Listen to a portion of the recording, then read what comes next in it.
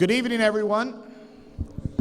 Welcome to the third annual IGFA Legendary Captain and Crew Awards. My name is Mike Myatt. I'm proud to be the Chief Operating Officer of the IGFA, and on behalf of our Chairman of the Board, Packy Ofield, our President, Rob Kramer, our esteemed Board of Trustees, our over 300 representatives around the world, many of which are in the room tonight. I'd like to say a few quick thank yous this evening for people that have helped immensely with making this event one of our more popular events and probably my favorite event next to the induction and auction. I see Eric staring at me over there. Hi, Eric. I'd like to thank Gail Morchauer for always helping with the historical references. I'd like to thank Joni. Without her help, we couldn't put on these great banquets. John Hawley. I'd like to thank Julia Schaefer, Eric Combast. Thank you very much. You know, there's people that help us in this room that a lot of us have never met. And a great big thank you goes to the great folks from Mercury Marine. Matt Jackson's hosting the table right over here. Matt, thank you very much. Through Mercury's help, IGFA was able to put 47,500 young kids through our education programs last year, and it's very appreciated, Matt. Thank you very much.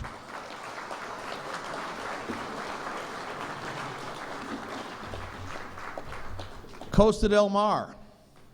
Hey, you guys just made it under the wire. How's that Miami traffic, Amanda? Pretty good?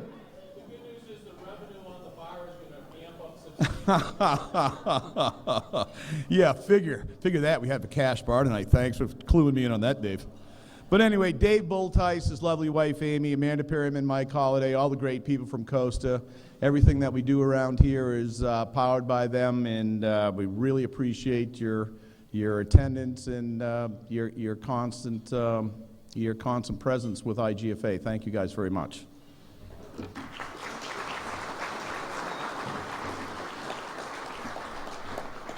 A constant fixture here, Hugh's Culinary. Hugh is cooking for 200 people over at his private conclave tonight, but Jay-Z and you guys over here, you guys do a fantastic job. We really appreciate it. Thank you.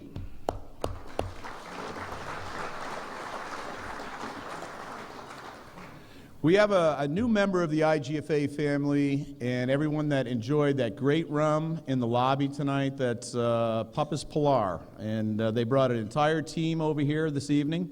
Papas Pilar has crafted this really cool premium rum with a great background behind it. They have worked with Hemingway Limited for the past couple of years. IGFA was the first recipient of a very generous grant for billfish conservation, game fish conservation, which is very appreciated. And these guys are going to be around for a very long time. I'd like to thank Lindsay, Steve, Jay, Carter, Pete, Bill, the other Gil McGough, Phil, Paul, and James. And James, if there's any way I could pronounce your last name, I would have no idea how to do it. You need to buy like a consonant or something. You get like 6 vowels in a row. We couldn't hold this. It's like bicycle. Really? No. Is it? Okay. James Ricycle. Nice.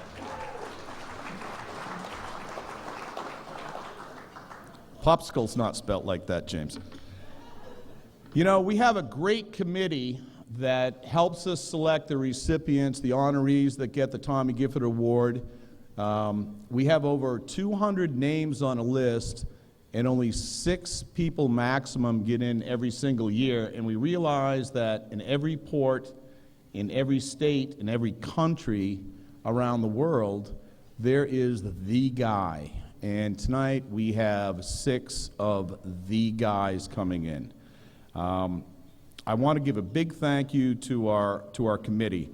I'd like to thank Carl Anderson. Carl, you're a stud. Thanks for all your research that you've done for us.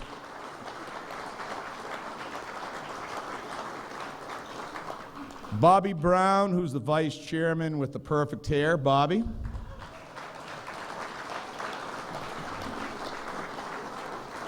Tell me he doesn't have executive hair. Bobby, stand up. Come on, let him see the hair. The perfect white coiffed hair. Thank you, Bobby.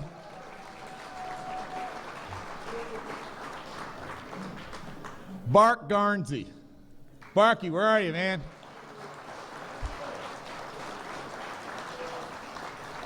Sorry to sit you over there, Bark, but I thought there was a bar over in that direction. Steve Lashley, Captain Steve.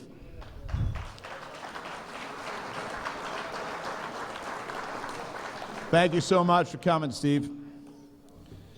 CP, Charles Perry. Where are you, Charles? Thanks, buddy. The one and only Bouncer Smith. Bouncer.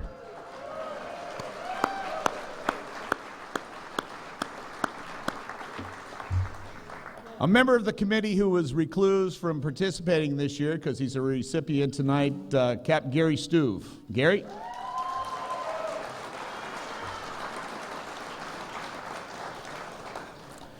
A gentleman that's not here, but he's always here. He works as hard as any member of the committee. He's an emailing genius, Captain LAURIE Wright.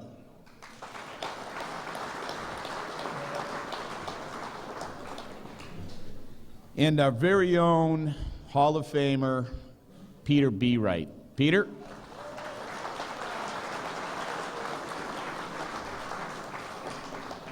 I wanted to mention a couple other Hall of Famers that are in the room this evening. Alan Merritt. Alan, you around?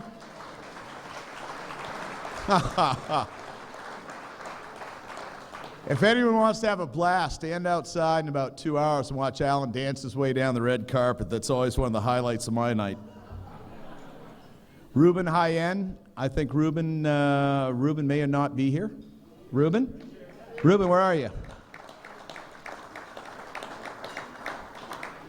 He came a long way to be here, and it's really appreciated. All the work that you've done with IGFA and conservation around the world, thank you very much, sir.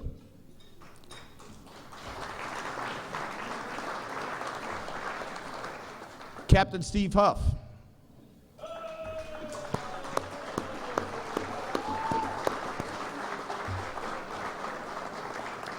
Steve, I'm going to ask you please not to eat the rest of the bacon off my salad. I saw you parring it over there. Just come on. Come on. Give a brother a break. It leads me to another gentleman that's in the audience tonight, and you know, I can say a million things about Mark. One, he's been in the business almost 50 years.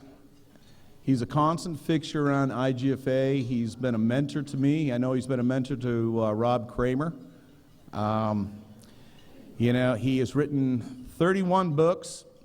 32nd book I'm waiting for, Mark, which is 101 Things to Do with the number 64 rubber band. If you find your notes, I've got 4 more things.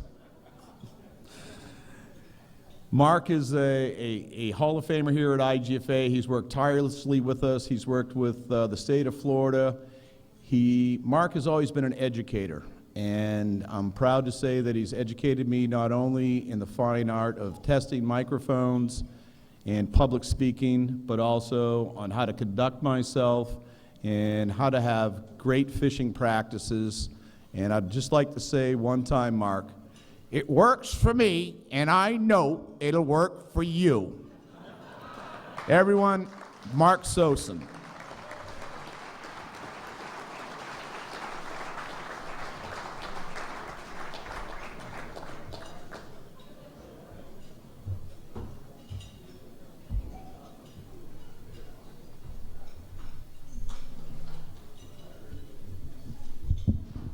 I see where that commercial I wrote for Pfluger a long time ago is still kicking around, and apparently it made an impression, at least on Mr. Myatt. I'm just going to take a few minutes, and I'd like to add my welcome to all of you for attending the 3rd Annual IGFA Legendary Captain and Crew Awards. I'd like to thank Packy Oldfield and the IGFA Board of Trustees for their foresight and wisdom in establishing these awards, along with Rob Kramer, Mike Myatt, for working to make it happen. We need it closer for the video, okay. I would also like to second the motion on Gail Morshower for her tireless efforts in researching and preparing much of the information which you will hear tonight. Inductees, as you know, are chosen by a committee of world-class captains led by Captain Skip Smith. It is my understanding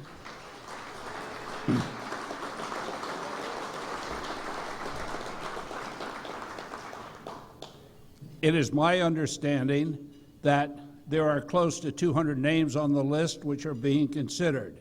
And as Mike told you, each year only 5 are selected for induction, but the committee made an exception this year and will induct 6. The Tommy Gifford Award may be presented to any captain or crew member, living or deceased, from anywhere in the world from the beginning of time. Think about it.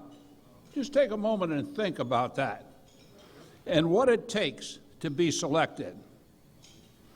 The primary criterion for membership is a lifetime, or at least a lot of years, of making significant contributions to the sport of fishing. And I can tell you from personal experience that there is no greater reward or honor in life than recognition from your peers. That is precisely what the Tommy Gifford Award represents. Let me tell you a little bit about Tommy Gifford, for whom this award is named. Gifford developed a reputation early in his career as one of the most innovative blue water anglers who ever lived and one of the greatest charter skippers to guide anglers to the major game fishes of the sea. A young Tommy Gifford began his chartering career in Miami at the age of 23 in the year 1920. Within a few seasons, Gifford had made a reputation for himself. He was the first to develop spreader outriggers for use in the Atlantic and the first to catch an Atlantic blue marlin with these devices. Although Tommy Gifford was not the first to bring a kite to the Atlantic, he was so effective in using them that a great many anglers thought he had invented it. If you use a flying gaff or a star drag reel, the credit for these products goes to Tommy Gifford. He had an encyclopedic knowledge of game fish and techniques to catch them, and served as guide and consultant to some of the most impressive names of that era in big game angling, among them Ernest Hemingway, Michael Lerner, Charlie Lehman, and Van Kampen-Hauner. Captain Tommy Gifford never lost his zest for the sea or his awe of the creatures that lived beneath the waves. Raymond Camp wrote, and I quote, "Big game angling has a brief history, but Tommy Gifford's name is etched on every page." End of quote. At this time, it is both a pleasure and a privilege to invite world-class captain and chairman of the selection committee, Captain Skip Smith, to the microphone to tell you about this year's inductees.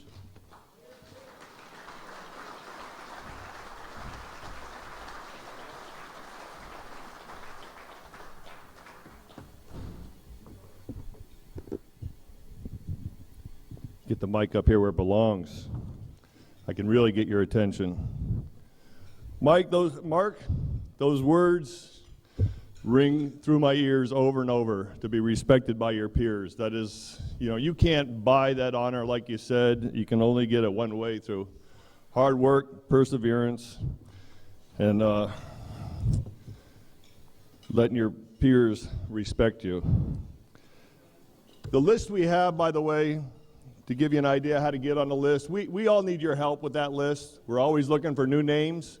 If you submit a name, please give us a bio, write up the guide, let us know what they did Some of them we're not real familiar with, and the more you write about it, the more it helps us understand their accomplishments. You know, we're trying to make sure we get everybody around the world, whether you're a captain fishing for marlin or whether you're a bonefish guide. You could be a guide in Roatan, you could be a guide off Africa. We need, you know, we want to include everybody in this. This is an honor. We want to make sure it's an international honor. So if anybody has anything to submit, or you know somebody, you think of a name, Alan Merritt gives me names all the time, but we can't find anything in Google on those guys. There's some real old names there. Just a little more information. If anybody would like a DVD from this event or the other two events we've had, we just contact Mike Myatt. You can find them through the website there, and Mike can get you in touch whether you've got to purchase one or if he's feeling good in your part family, he may even give you one. So the DVDs are hilarious. Some of the past recipients, you know, there's some classic stories on those guys that are just a lot of fun to watch over and over again. The Omi Tillet encounter was people here. Oh my gosh! Besides being a great fisherman, one hell of a storyteller.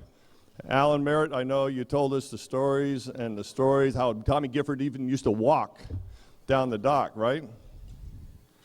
He said he'd be holding hands with his wife and he had bow legs and walking down the dock. You know, some of the past recipients, you know, that are here tonight that have already got this award: Barky Garnsey, Chip Schaefer, Ronnie Hamlin, Alan Merritt, Bill Curtis, Buddy Merritt, Omi Tillet.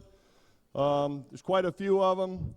And in honor of them, there's a plaque down there by the IGFA ice sculpture that's going to be on display. All their names are on there, and tonight's recipients are also. There's a plaque right down there in the end. You'll be able to see it on your way out. It'll be hanging in the IGFA lobby for many years to come. One of the things we go through as a committee is we had to write some bylaws. IGFA made us, you know, go way above our captain careers and write out exactly how we were going to do this and what it really takes to get on this. So I'm going to read it for you.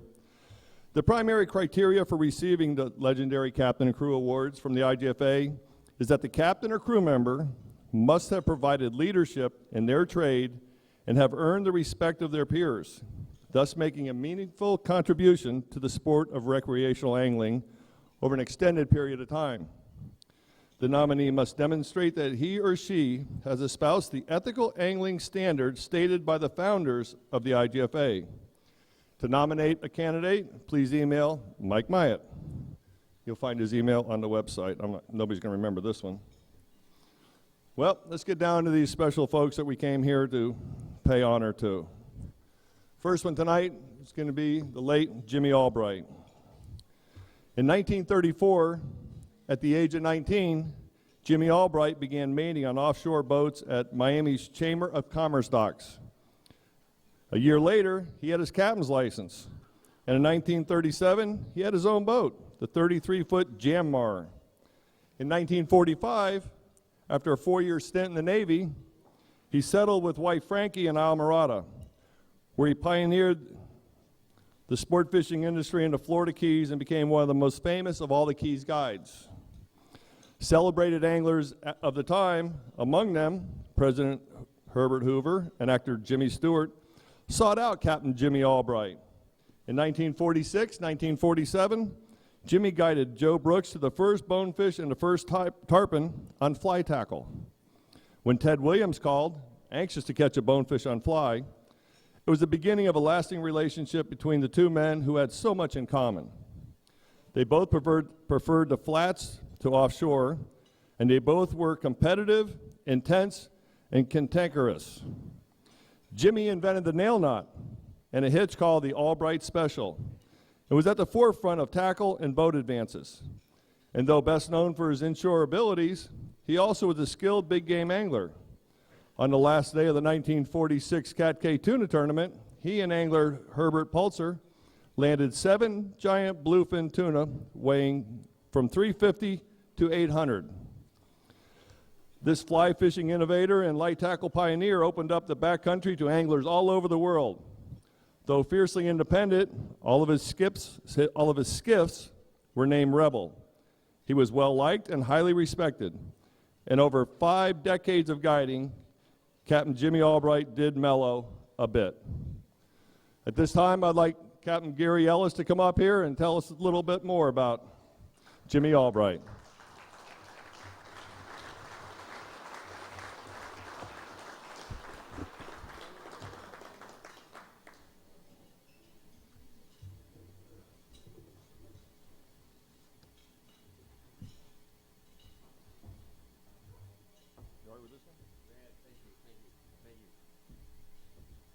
Thank you very much.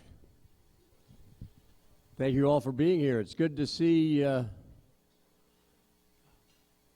of you back every year. It's like old home week to see you all back here every year. Getting a little grayer. It's very nice to see the young people sitting at these tables here. You know, we didn't the new anglers that are coming around. Jimmie Albright, a legend, a pioneer. The beginning of a very unique era, a very niche part of our fishing industry. He brought so many things to the table at that time that we didn't realize how big and how magnificent they would be. When I started guiding in the Florida Keys, it's back in the late 60s, early 1970, I think I got my captain's license. And Jimmie had been there for 30 years. I was a young, aggressive young guide. I wanted to get into it. I was very much into fly fishing. I was trying to learn and get it down all right. I was mentored by one of Jimmie's, one of the guides that he put on the map was Jim Brewer. You know, Jim Brewer's son, Craig Brewer, is here in the audience.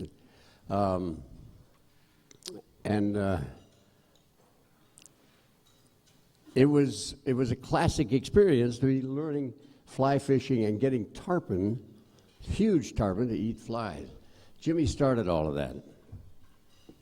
My first encounter with Jimmie was back in 1970. I was out on Buchanan Bank. Are you all familiar with Buchanan Bank? This is a beautiful pocket of water as the tide comes around 9 Mile Bank and down the Florida Bay. It comes into Buchanan Bank. The tide pushes in on the fall. The tarpon come down into this lake, and they have only one way to get out is to come around to this beautiful stretch of bank where you can throw to a tarpon with a fly right there. And I happened to be in the pocket this one morning, and behind me comes Jimmie Albright. Right? And my angler was not the best fly caster in the world, so he asked me, he says, I want to see somebody throw a fly and hook a tarpon. And so I did that. I got up in the bow, I threw the fly out, stripped, hooked the tarpon, and Jimmie, the next boat down, said, oh, he went. Jimmie had a reputation, I'm sure. We mentioned that, right? He was a little cantankerous, could be, but he's, oh, I've got to be behind a professional fisherman. And I caught the fish, released it, and I pulled my stake out, and I said, Jimmie, move down to the pocket. I went back to the dock to Bud and Mary's that afternoon. Jimmie called me over and said, I'm really sorry. He says, but you have to think about it. He says, I used to fish Buchanan Bank by myself. I had it all to myself. There was no pocket. I was the first one to ever experience that fishery. And he said, I'm sorry. Think about it. How many of you out in our audience, you're all experienced anglers, great fishermen, I'm sure, that have got up in the morning, you want to go to your favorite spot, and you know that there is not going to be anybody there? Do you ever experience that anymore? It doesn't exist, right? This man was a pioneer. He was there in the beginning of a great industry. He brought the popularity of fly fishing, the beginning of Finor, the crowd around him. There's a photograph, a great photograph that's in a book.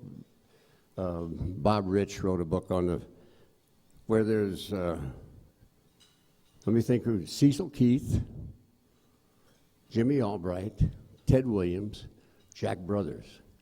And they're standing there with spinning reels in 1951, I think was the beginning of spinning reels, wasn't it? And they were all there to bring that around. We need to respect and honor these great pioneers, guys like that. God bless them all.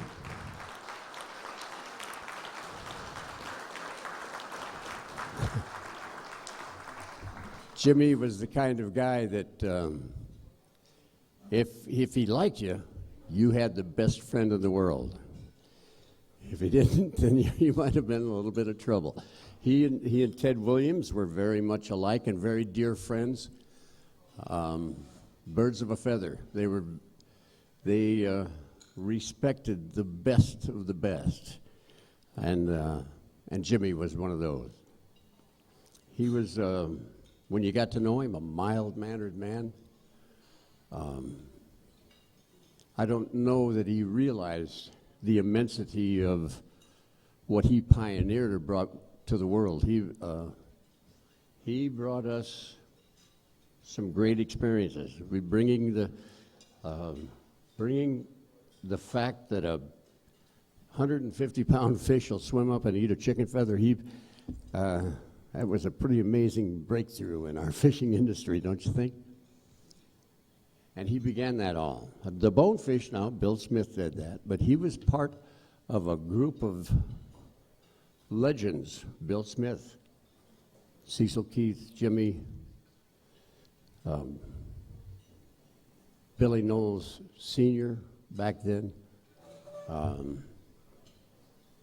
Dixie Knowles, legendary captains that brought what we have here today now all together. So we need to raise a glass up in the air and give a toast to legendary anglers and legendary captains like this, as they brought it together. Thank you. Thank you very much. Thanks, Captain Gary. I'd also like to thank tonight Jimmie's son, Philip Weber, for coming up here. You drive up from the Keys. All you guys that drove up out of respect from the Keys, Richard Stanzik, John Kipp, Hal Chittum, the rest of you guys, thanks for doing that. That's pretty awesome. At this time, Rob Kramer, would you please come up? Gary's going to accept on behalf of the late Jimmie Albright.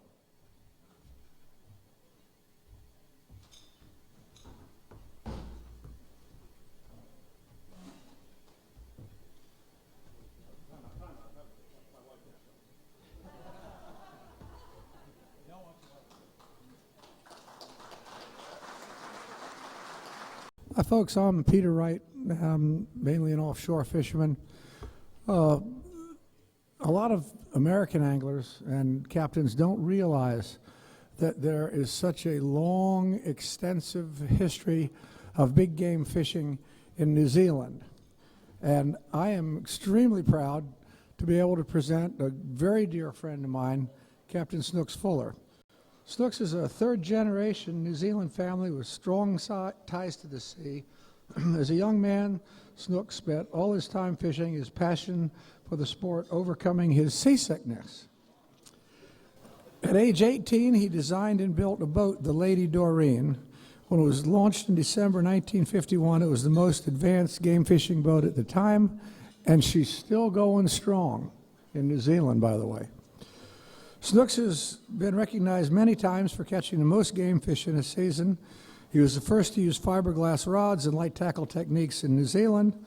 Snooks was introduced to light tackle fishing by American angler C. Harold Hopkins, his client for 7 seasons, who in 1954 caught a 331-pound striped marlin. Eat your hearts out, guys from California, on 6-thread line which would nominally be today's 20-pound, a world record that lasted for over 14 years. Now, it talks a little bit here about Snooks coming to Cairns in 1969. It was virtually impossible to Snooks to send his newly completed boat, Lucky Strike, but he built this little 24-foot single-screw inboard boat, came to Cairns. Those of you that haven't had the good fortune to go to Cairns, it's about a 30-mile run from the mainland to the outer edge of the Great Barrier Reef. And we fished some of the roughest, nastiest weather that anybody fishes anywhere. If you had to run offshore that distance without reefs to give you some shelter, you wouldn't go. Snooks is there with a 24-foot boat. I don't know what we got in the way of pictures tonight, but there's a wonderful photograph. I was on the dock when they came in, after dark, 24-footer. They got a fish. If Snooks was running the boat when they came in, they'd probably had somebody else running it by then. He was probably got the point of the tail sticking him in the rump. And the fish curved down, up and over the transom, and down again. They caught angler Eddie Say, they caught an 1,124-pound black marlin on 50-pound test line on a 24-foot single-screw inboard boat. Still a world record today. Snooks also realized the importance of tagging and became a voracious proponent for it. Today, the Snooks and Lola Fuller Conservation Award, or trophy, for billfish and sharks is awarded annually to a New Zealand club member. Although often reluctant to talk about his accomplishments, Snooks Fuller is considered by many, many people, including myself. I've had the fortune to know him from a long time. We spent many days and, after the day's fishing, sitting in a little apartment in Cairns, drinking a couple of Bundaberg rums and discussing what we might do to improve and do better on our fishing. It is my great pleasure to now introduce Mr. Peter Tyson, who is a very good friend of Snooks Fuller's, and he's going to tell us a bit more about Snooks Fuller.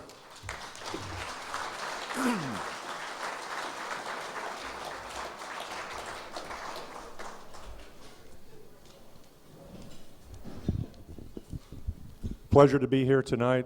I see a lot of old friends and haven't seen for a while, and thank you all for coming. I first met Snooks in 1975, so I don't know him as long as Peter or Charles Perry because I'm not as old as either of them. But anyway, fishing with Snooks was always an interesting adventure. First of all, the Bay of Islands is a beautiful place, and as a boatman or fisherman, you kind of try to get a little situational awareness of where you are and what you're doing. So Russell was a town that was easy to remember, and the Redhead and Piercy Island, Cape Breton, all famous places to fish. But then you run into places like Paihia, where Snooks is from, and Whangaroa, and Parengarenga, and Wangamumu and Wangaruru. And so after a while, it gets a bit confusing until you get the lingo. So part of your fishing trip is usually rowing out in the dinghy, and since you're the junior guy, you get the oars. And Snooks tells you how to row out to the boat. And do a few other things like peeling potatoes on the way in when you're going to have your dinner aboard. Catch a few snappers. I think there's some pictures of Snooks there catching a few small fish for dinner, or jigging some mau, which are a real oily fish that was a favorite. And we pick mushrooms, certain little coves where we'd anchor up, or dig some clams, or you'd have to launch the dinghy and row the dog ashore for a walk. And then the challenge, or you'd have to dig in the live well and try and catch a crayfish for dinner, live, or get that burlap bag full of oysters out for our dinner. Snooks like to fish for a week at least, and every night we'd come in and anchor in some beautiful cove somewhere, and it was just unbelievable. Otahay Bay, where Zane Gray on Orapuka Island, just an unbelievable spot. You'd sit around and tell fish stories, and Snooks is a great storyteller. Then the next challenge was rigging a bait, and many of you have seen the New Zealand rig where the hook faces the tail of the fish, and you catch these fish called a cow-eye. They're about 2 pounds, and the challenge is, once you rig the bait up, is to get it to skip behind a trolled bait fishing on 12-pound or 16-pound line. And that's how we did it. Very successful, very ingenious ways with clothespins. You know, we have these fancy clips and so on we use today. They would use a wooden clothespin with a wooden match, have a little piece of cotton cloth, and that would fit in a groove in the clip. You'd wrap your line around that and pin it. And so you wouldn't get any break-offs there. Or you'd take newspaper and make little pieces of newspaper, wrap them up real tight, wrap your line around that, and clip the newspaper in the clip with a couple of rubber bands. I'm telling you a secret, Snook. That's how you can fish a really big bait as a skip bait on light line. Now, I had a couple of nice fish with Snooks. Lola, his wife, had a number of women's world records on light tackle. And I think we probably caught the first striped marlin in the Bay of Islands on a lure that I took out, a Bob Schneider lure. The only fish I ever caught, marlin I ever caught on a green and yellow lure, and they don't even have dolphin out there, so go figure that one out. We also had a report one time of a 722-pound blue marlin caught. It had 9 penguins in its stomach. Snooks was on the bridge. He leaned over and he said, "Have you got any bloody lures that look like bloody penguins?" Very dry humor, let me tell you. Anyway, I caught a nice fish, a 277-pound stripey on 16-pound line. And unfortunately, after about an hour, the reel, is a name I won't mention, but it was mentioned earlier, started making a noise like a coffee grinder. So Snooks brought up another rig and with 16-pound, and we stripped the line off, tied a very fast knot, and caught the fish, and but disqualified it. So the next year I went back after having the reel repaired, and he said, "Not that bloody reel again." But I caught a 232-pounder, and that was the world record for 12 years. So. But anyway, Snooks is a living legend out there, and everybody comes to him for advice today. A lot of the young skippers today really respect him, and he knows all the hot spots, and a great boatman and angler. Thanks. Congratulations.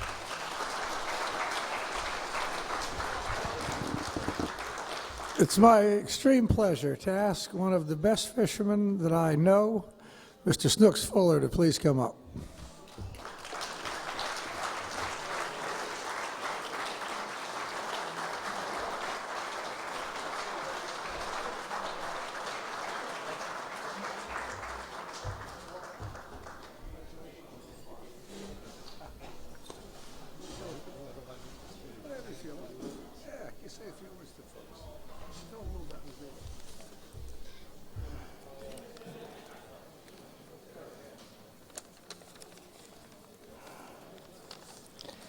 I'm not like Peter. I can't speak very well, so I've written out a few words that I want to say.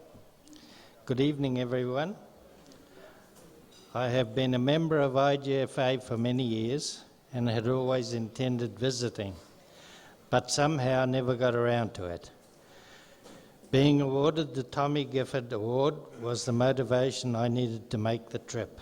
I feel honoured to have firstly had my name put forward for consideration for this award and for being considered worthy of receiving it.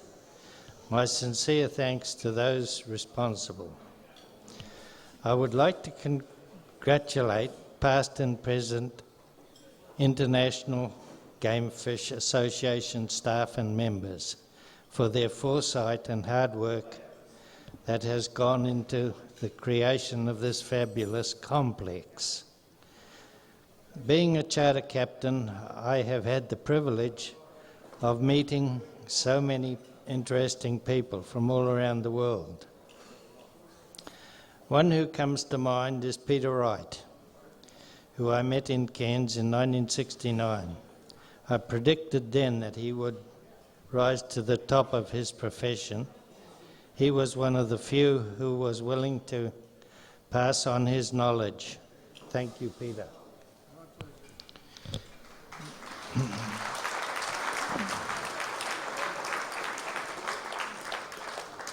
My charters lasted from 3 to 10 days living aboard, and my family played a big part in making them a success.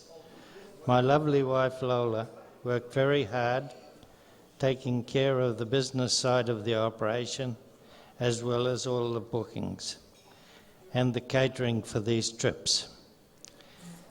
And at the end of many of the charters, she would put on a barbecue. Also, my two children, Sandra and Kerry, were always there to help. And when I was unwell, they put the Lady Dorian on the mooring for me when I was unable to do so. I consider this trophy our trophy. So thank you to my family. I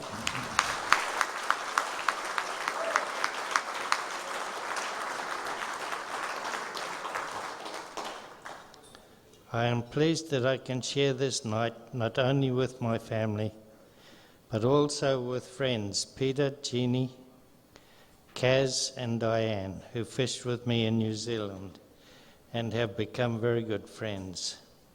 Lastly, I would like to mention that New Zealand holds most of the records for large striped marlin and have also one of the best broadbill fisheries in the world.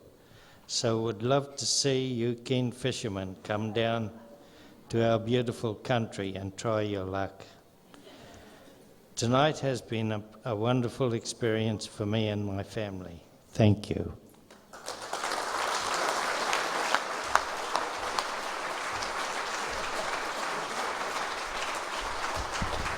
I would like to make one addition to that. I have been in New Zealand many times, and the hospitality on that double island country, incredibly beautiful. The hospitality that I have received there has been almost embarrassing. So when he says, come on down, I urge you guys that have not been there, try to get to New Zealand, experience it, and the fishing and the people.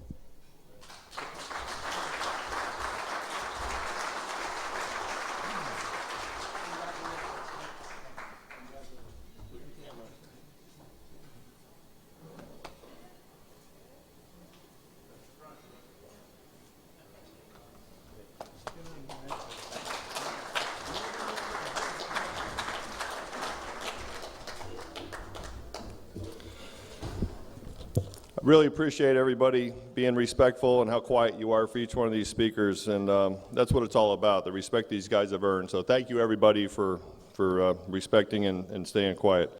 Next presenter, Captain Steve Lastly, as we go on to Frank LOPRESTE.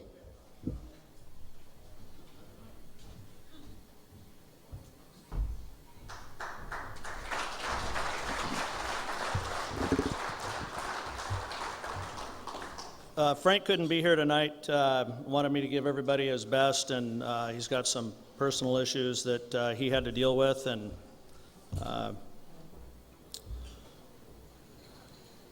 it's a little unfortunate what's going on there. But anyway, thanks Skip and Mike for all the hard work that you guys put into this, and for including us guys from the West Coast and inviting us over here and making us feel like part of your family.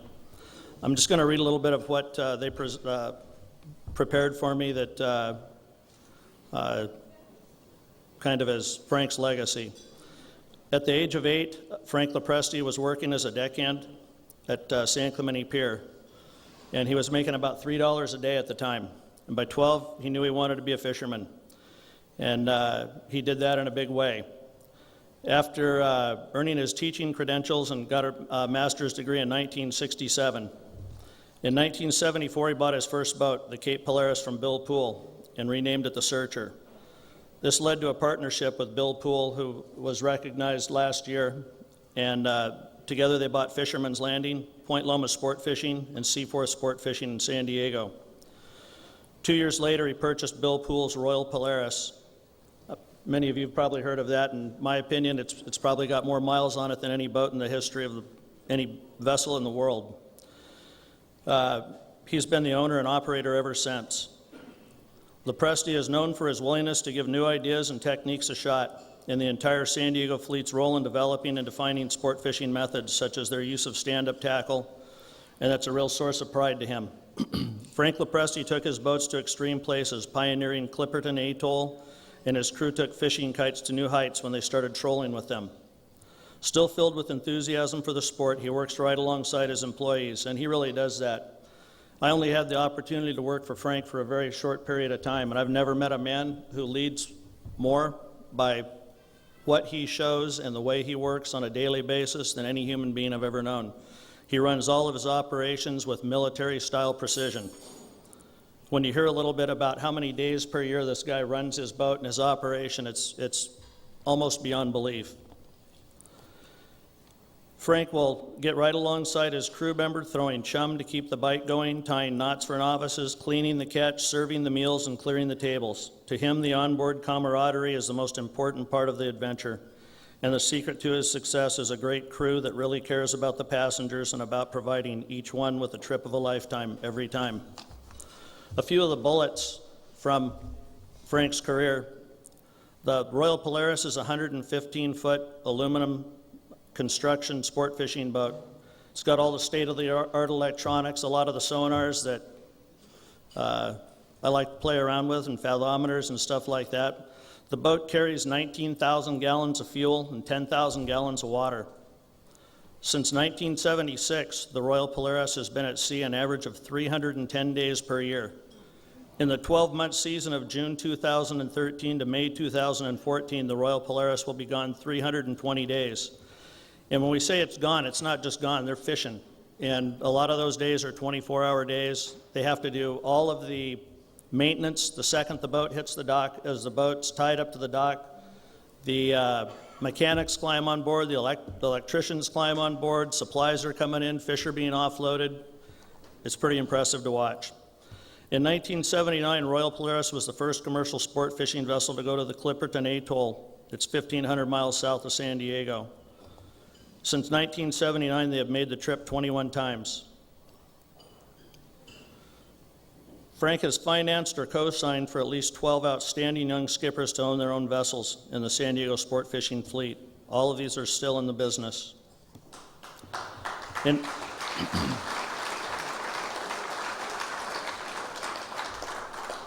1999, upon a crew member's tragic death on board the Royal Polaris, he started the Friends of Rollo Kids fishing program. The program has been responsible for sending 110,000 kids fishing on half-day and three-quarter-day fishing trips per year.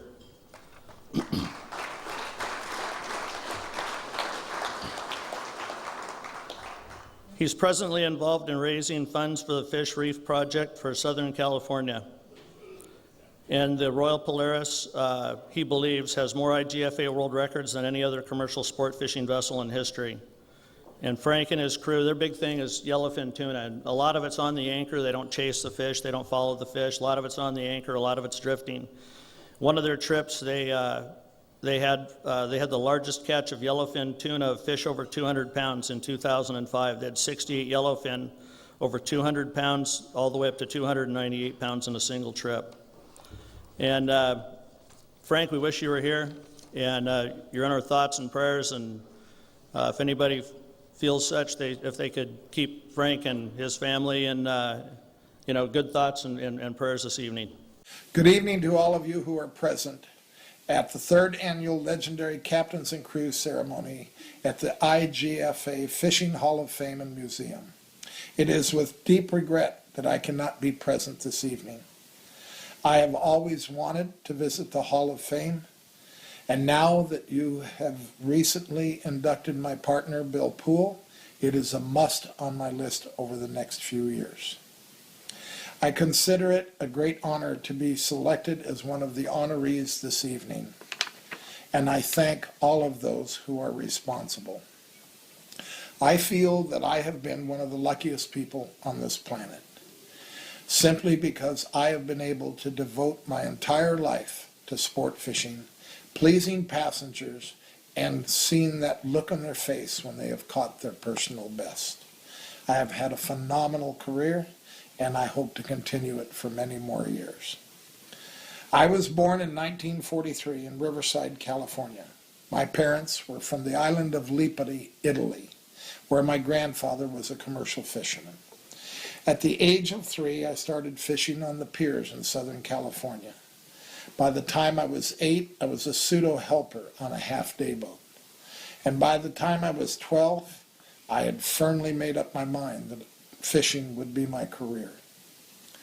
Thankfully, I pursued my education and graduated from St. Mary's College of California with a degree in econ and finance. The day I turned 21, I got my skipper's license. Having had an acquaintance with Bill Poole was definitely key to my success. He was a dear friend, my mentor, and partner in several business ventures. And by the way, if there are any of you present who have a real desire to catch a 200 to 350 pound yellowfin tuna, we do it with great regularity, thankfully to the great resources we have accessible. You can follow us on royalpolaris.com, and once again, I thank you all very, very much. Captain Steve is going to accept the award from our president, Rob Kramer.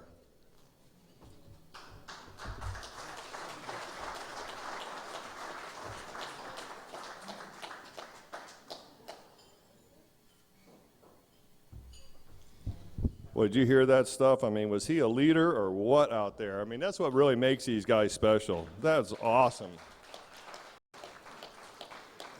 Next presenter will be Captain Carl Anderson.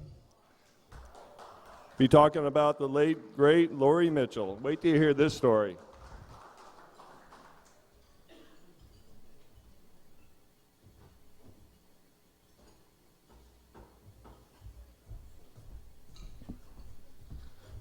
As everyone in this room is keenly aware, every great angler needs great crew.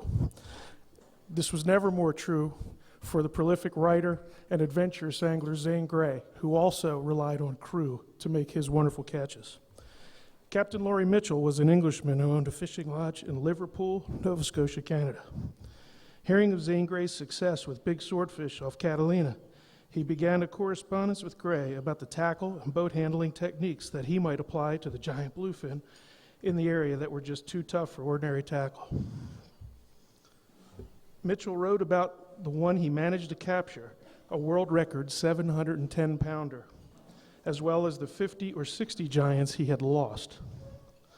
This was the type of challenge that appealed to Grey, who arrived in Nova Scotia in 1924. Mitchell served as Grey's host, and from that first meeting, his almost constant angling companion and boat overseer captain. When Cappy was left penniless after a fire destroyed his family's lodge, Grey hired him at $450 a month plus expenses. Before leaving Nova Scotia, Grey filled a boyhood dream by buying a 3-masted schooner, which he called Fisherman. He had fishermen outfitted with all the tackle that money could buy and ingenuity could devise. And with Mitchell, his brother R.C., and son Romer, he set sail for the Galapagos, Cocos Island, and Gulf of Panama and the Pacific coast of Mexico. Captain Mitchell accompanied Grey when he traveled to the Bay of Islands for 3 months in 1926 at the invitation of the New Zealand government. While Grey fished on the Alma-G, Mitchell was on the camera boat, the Marlin, where the action was being recorded. But off camera, Cappy had the opportunity to fish, and he did so on a par with Grey, often out fishing him, leading to comments by Grey about his fishing luck and Grey's lack of the same.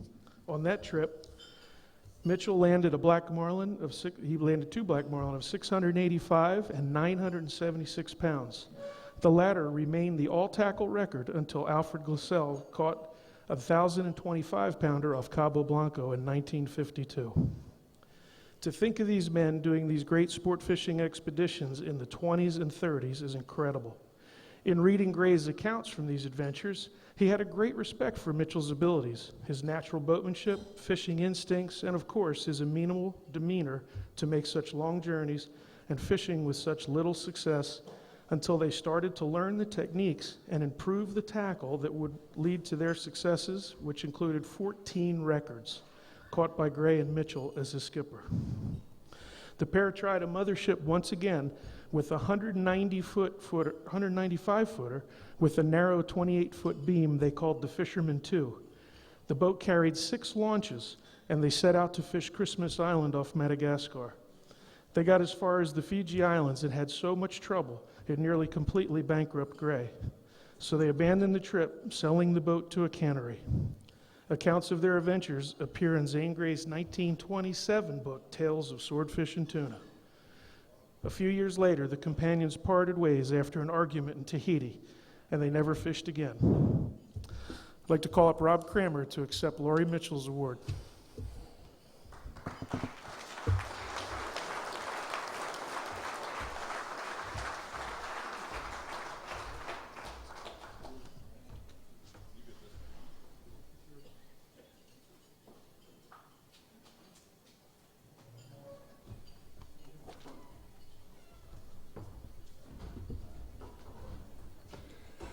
It's unfortunately that people like him that really did things that people still dream about today are not around to receive this, but in their memory, how can you pass a guy like that up from not getting this award? I mean, mothershipping on a 195-footer back then, nobody does it now.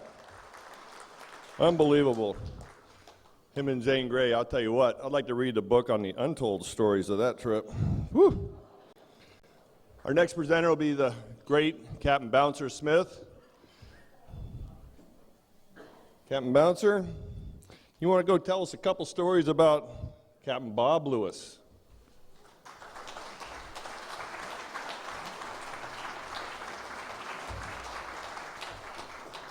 Gotta have the bifocals. Where is that Dave guy, Bolt Ice? If only these were clear, I could see what it said. I'm up here tonight to talk about a guy that I think was about 10 or 12 feet tall, had shoulders about 6 feet across. I know he was an idol and a god that I cherished all of my years growing up in the fishing business. And it turns out that he started pretty young himself, but we're talking about Captain Bob Lewis.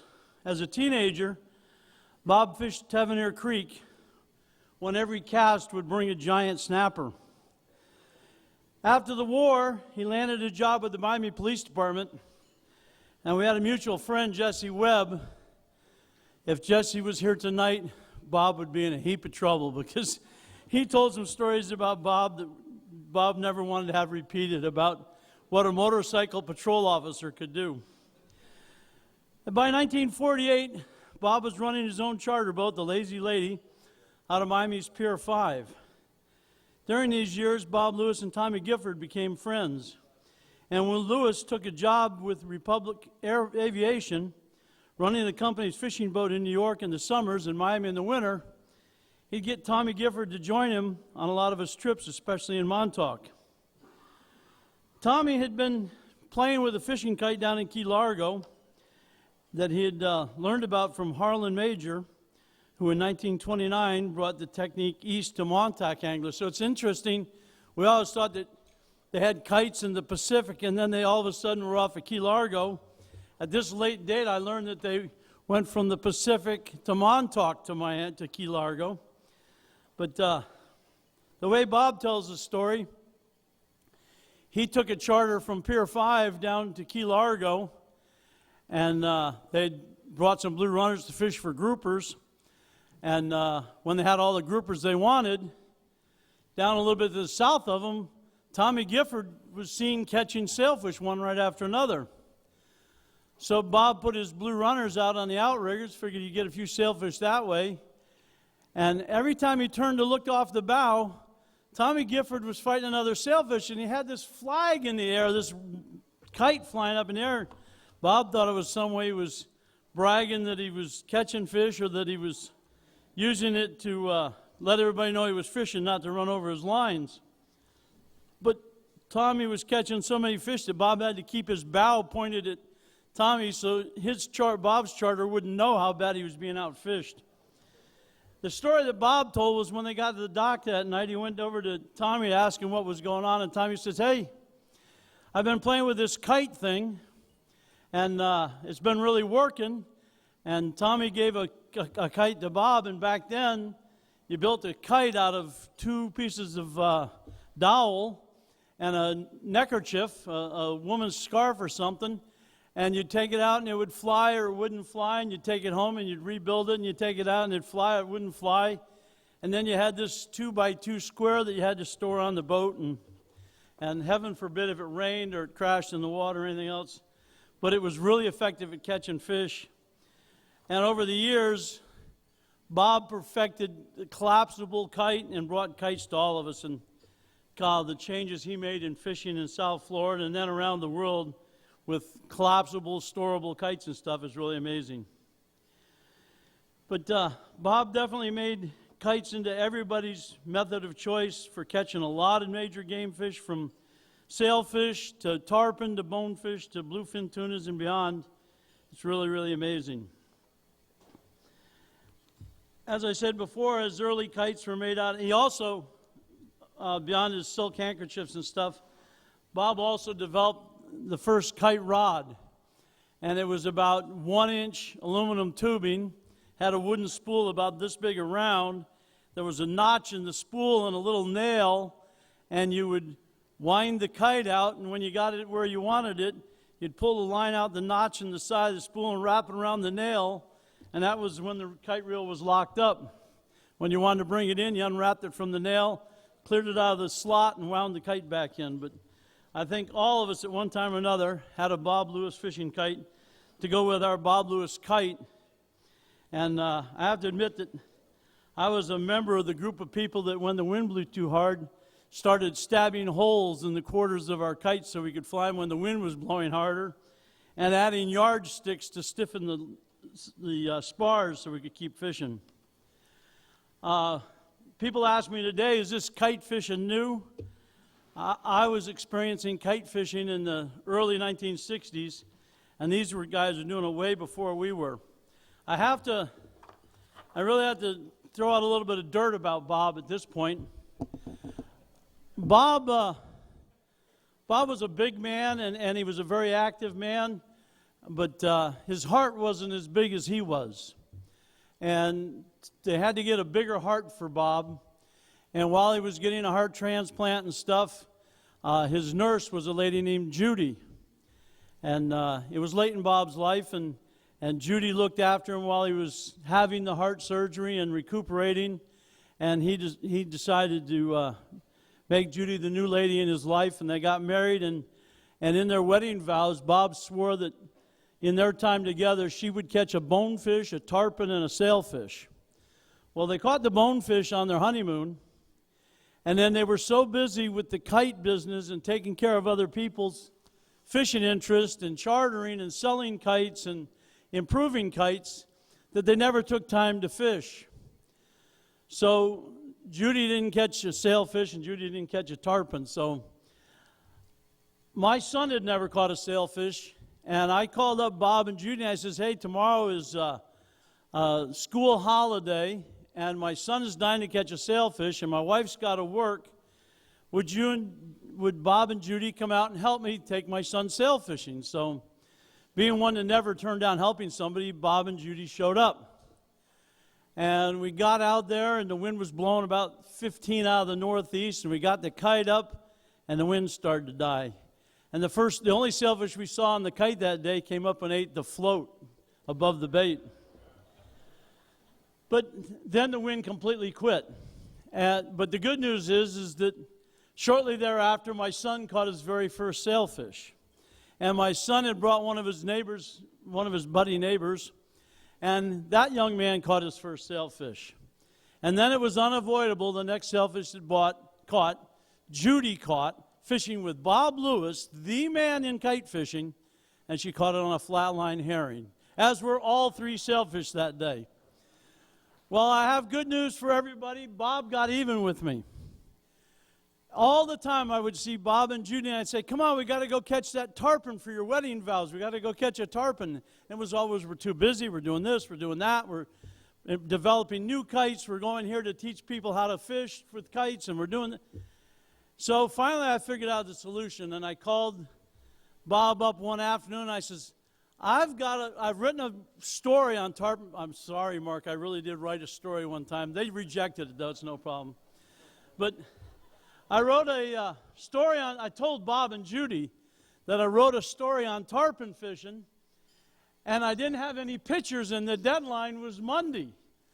And Sunday night I wasn't busy. Any chance they could go tarpon fishing with me? So Bob, Judy, and I went out on my 25-foot dusky, and we went down to Government Cut with a live well full of mullet. And I put out 2 mullet, and we started to slow troll them around, the standard method for catching tarpon at the time. And the tarpon would roll over here, and the tarpon would roll over there, and we drug these mullet around for about a half an hour, and Bob says, did you ever use a kite for these tarpon? I says, yeah, I have on a couple of occasions, but not as a regular habit. And we trolled for another half an hour, and there were 10 or 12 boats there, and they were all trolling live mullet, and nobody was getting a bite. And Bob says, you got your kites on the boat? I says, oh, yeah, Bob, my kites are always on the boat. And we drugged the mullet around for 15 or 20 more minutes. Bob wets his finger and points it up in the air. He says, you think there's enough wind for a kite? Oh, yeah, Bob, it's probably blowing 15 knots out here. And I said, about 10 minutes went by, we didn't get another bite, and hadn't had our first bite, let alone another bite. I reached in the cabin, and I pulled out my kite rod and a kite, and Bob got out and said, well, it's about 10 time you got the hint. And the good news is we caught 3 tarpon on the kite as fast as we could put those mullet out on the kite. So that's my dirt on Bob Lewis, is that his sailfish were on flat lines and his tarpon were backwards on kites. So those things being said, there's some people that knew Bob a lot better than I do. So at this time, I'd like to ask Chris the Greek and Robert Lewis to come up and share some of their stories about this spectacular giant of a man, Bob Lewis. Come on up, guys, and share some of your secrets.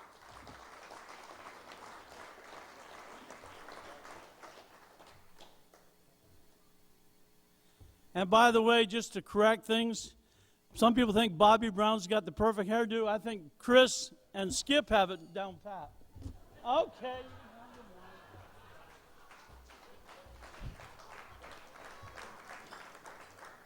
He quoted my speech word for word. He got it all. It's a pleasure to be here to join the Lewis family for Bob's induction in the IGFA Hall of Fame. I'm going to skip the kite part of it and get down to the uniqueness of Bob Lewis. He had so many adventures in his life. It could, 5 men could have had these adventures. At one point in his life, as Bouncer said, he was a police chief and, police officer, and Jesse Webb told me, who was his captain, and later on went to run Pfluger Taxidermy, that he could have been a police chief if he'd have stuck with it. When he worked for Mundy Peel, the chairman of the board for Republic Aviation, he ran his boat, the Giffey. Mr. Peel got sick and had to sell the boat. But he told Bob, he says, I've got a project for you. He says, how would you like to be a hovercraft pilot? And Bob said, a hovercraft pilot? He said, I can't even fly an airplane. He says, I think you could do it. He says, it'll involve you going to England for a year, to Vickers Armstrong, for training, and then when you come back here, you'll be our chief test pilot. Well, he did it.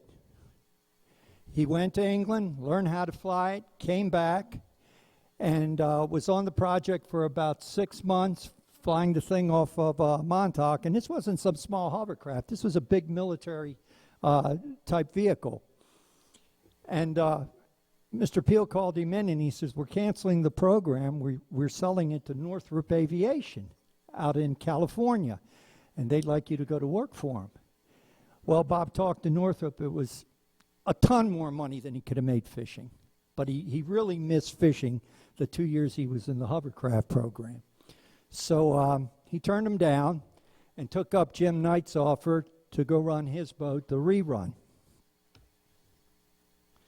During World War II, he served in the Navy as a signalman and was attached to the Beachmaster during the Tarawa invasion. He went in with the first wave.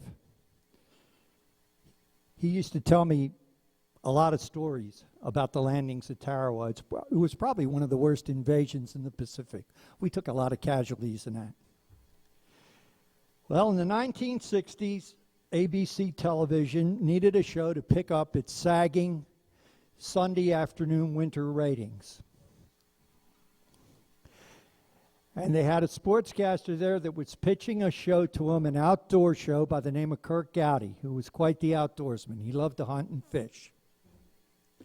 Gowdy told them he had a show, and our show, half of it would be devoted to fishing, the other half would be devoted to hunting. And he wanted to make a pilot on it. They said, go ahead and make the pilot. If we like it, if the ratings are good, you can make more of them. So he picked Bob Lewis to do the fishing segment. And they did it out of Chub Cay in the Bahamas, and it was a marlin fishing show. Now, this show was set up unlike, no offense to anybody, the shows today. A lot of entertainment celebrities were in this show, and a lot of well-known figures, prominent people, like Curtis LeMay, General Curtis LeMay, Chuck Yeager, the test pilot, and then they had Robert Stack, Van Heflin, Ernest Borgnine, a lot of Hollywood stars in this. So he made this show with Van Heflin, and they went to Chubb. They took 3 days to film it. They caught the blue marlin. The blue marlin must have known it was going to be on television. It performed beautifully.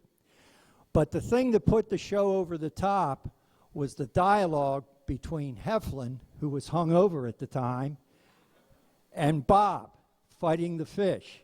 It was witty, and it was completely ad lib.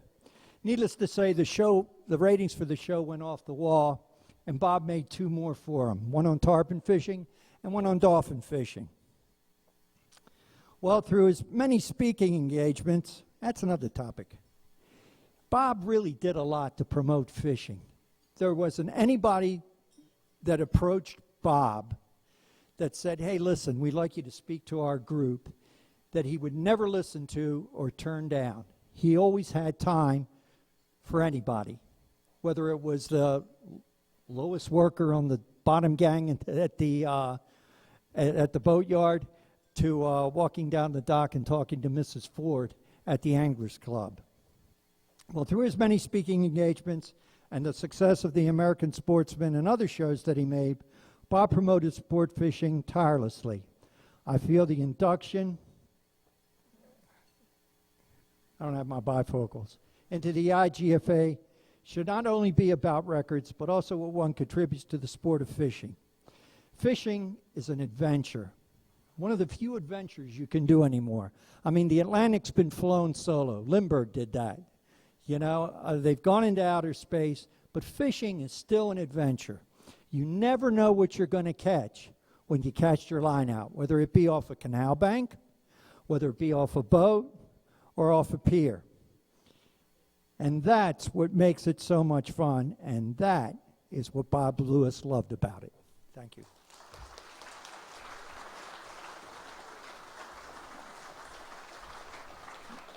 I just want to tell you very quickly, he was a great dad, and he would take me fishing in the morning out on the Tamiami Trail and then go fishing. That's the kind of dad he was. Also, now he was a rough person too. I mean, you had to know your business if you're going to fish with my father. But he would always take me fishing every time he could. And I'm just going to tell you this. When I was on his boat, I think it was the Chief or the Rerun, and we were going to go out. Dad was going to go out fishing, and I don't think I was going out fishing that day. I was only 7 years old. And as usual, I'm running around the dock and all that kind of stuff. But I missed the boat. As the boat's, it's not in gear, but the engines are running. Nobody can hear anything. And I fell in. And if it wasn't for my sister, Carol, right here, raise your hand, Carol. She got a hold of my father real quick, and he saved my life. He jumped in. He was ready for a charter, and he jumped in with his he lost his glasses, everything. Just to jump in and save me. So the one thing is that if he gave you his word, it was his bond. And if he shook your hand, okay. I did not go in the fishing business. I went to the military. So that's where my career has been. But my brother is the great fisherman here, and I'm proud of him, Jimmie. So we're humbled to be here, and we thank you very much for honoring him. Thank you.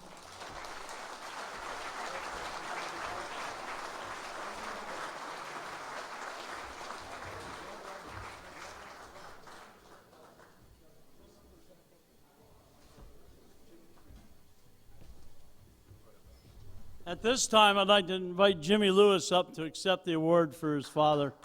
Truly one of the greats in the industry. And another one in his footsteps.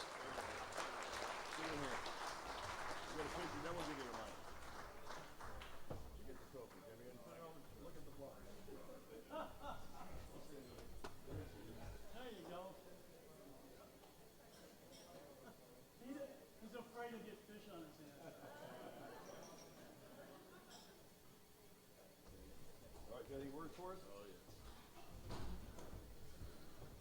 Thank you very much for having us. As far as the Lewis family over here, all my family is from everywhere in the parts of the world that are here for this great award.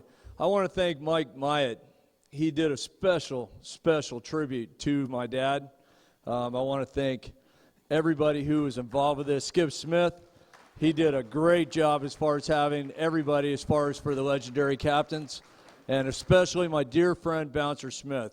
Without Bouncer, I say this to everybody. My dad is a gentleman. He is a great father. He was my mentor, and he is my closest friend. And there's one person that is in this world that is close to my dad. It was Bouncer Smith. And if there's anybody who should have an award or anything that was a close friend with my dad, it's Bouncer. I want to give Bouncer a special round of applause.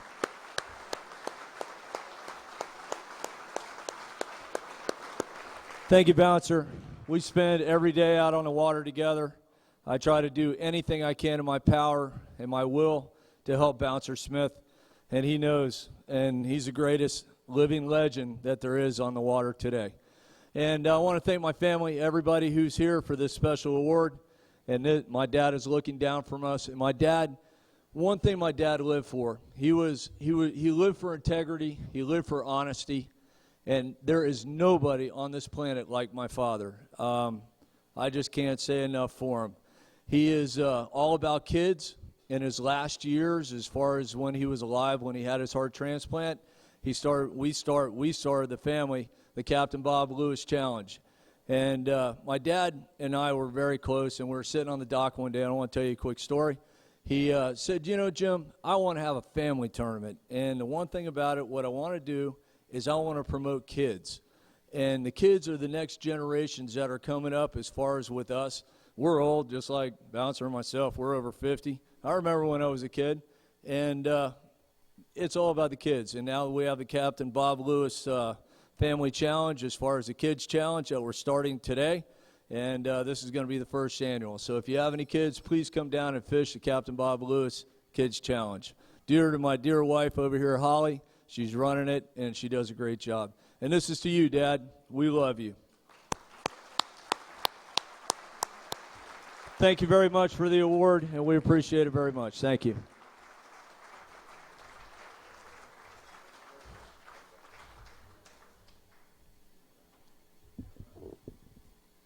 Each story tells you how good these guys are, and what they left in their wake is unbelievable, and the highlight on a night like this makes it even more special. Next, we'd like to have Captain Bart Garnsey up as a presenter for Captain Gary Stuve.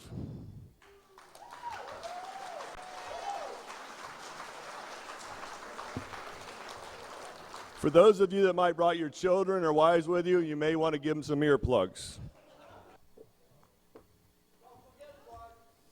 What's that, Al? I'm not going to do it. Al tells me never let the truth stand in the way of a good story. He taught me that years ago. He lives by it. Okay, they're making me read this. Not my long suit. Gary Stuve. Captain Gary is a third-generation waterman. He's a dock rat. He worked his way up through the ranks with his father and other top skippers up and down the East Coast in the 50s and the 60s. He idolized Buddy and Alan Merritt, and I personally wish he'd have raised his sights a little bit there. But in 1969 in Newfoundland, he was with Buddy on the day he caught a record 16 bluefin tuna trolling. But Gary's dream was to compete against the Merritts, and he did that too. During the Cat Key Tuna Tournament, Gary became well known for his tuna fishing skills. His uncanny ability to anticipate where the giants would come up after being spooked in the shallows led him to winning the prestigious Cat Key Tuna Tournament 5 times. Believe me, that's pretty impressive. I never won it once. But I was second once behind Gary. His most memorable fishing experience during that tournament was catching 8 fish on the last day of the 1976 event.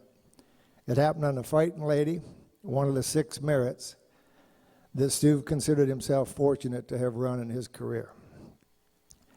When the Cat Key tournament went from kill to release, no one was more supportive of the move than Gary.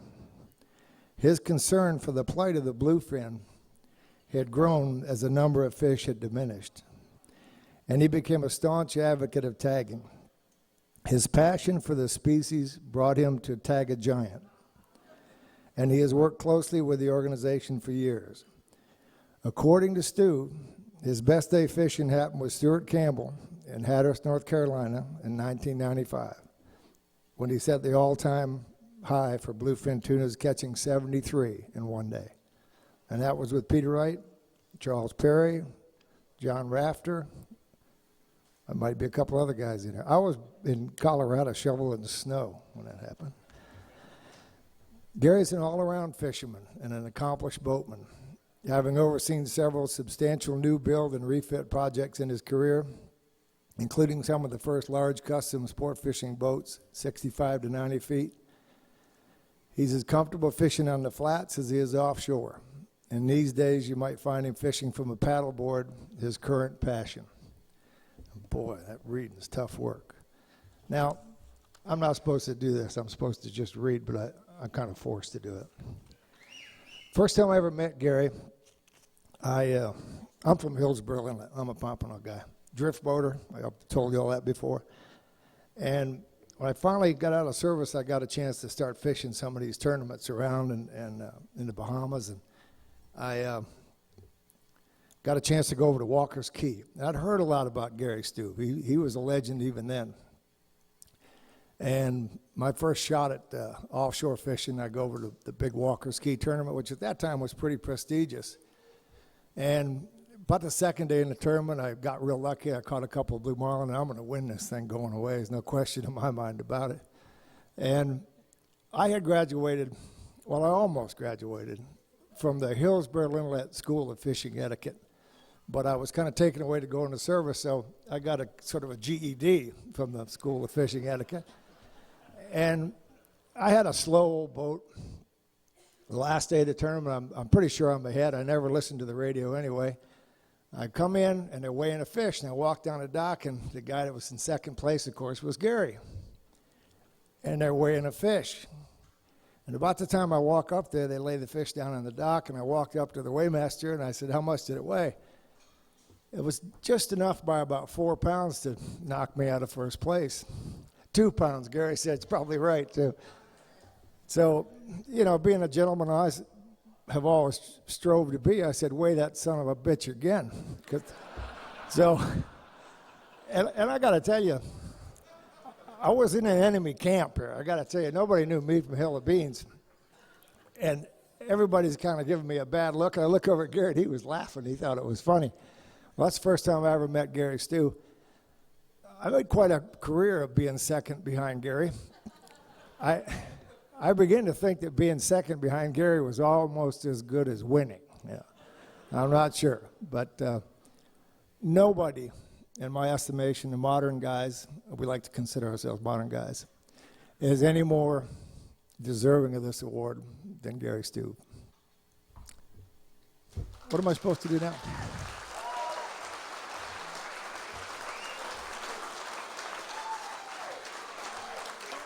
Yeah, we're going to have Peter B., that'd be Peter B., right? And Charles Perry come up here. Hey, I got to say something else that just popped into my head.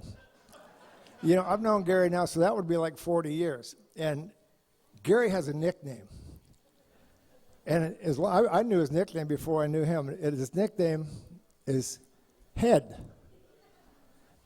And I didn't know till about a week ago where that nickname came from. So I'm going to let you guys work at that on your own. You know, you can let your imagination run away with it. But where does the guy get that nickname? Maybe Charles will tell us.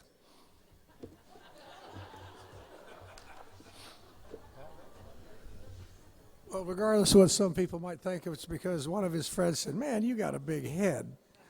And I'm not sure he needed a haircut or what. But I've had fabulous fishing experience with Gary. I first met him in Martha's Vineyard in 1965. I fished with him in Newfoundland on a converted lobster boat. Very memorable situation. He let his deckhand back the boat out from the wharf, and the kid let go of the wheel. The rudder got caught and spun over, broke the chain. And Billy Baum and Gary, they started pulling up planks on the deck, and they held me by the feet.